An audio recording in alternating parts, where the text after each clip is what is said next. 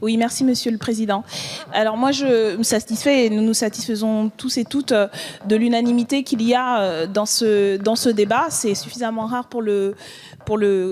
constater et l'apprécier sur une question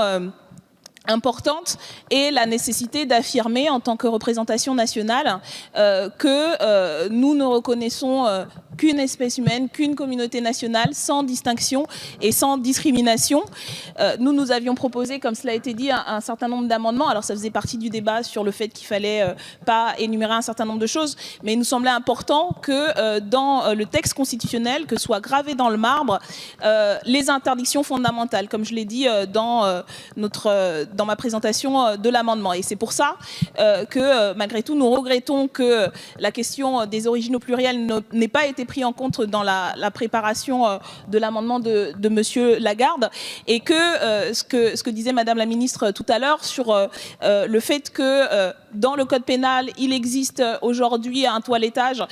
qui remplace le mot race par le terme prétendu race et des formules de ce type que nous avions repris, justement pour que soit maintenue dans le texte fondamental une interdiction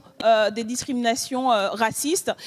Et c'est dans ce sens-là que nous avions présenté notre amendement. Et mon intervention, c'est vraiment un appel à Madame la garde des Sceaux sur cette question,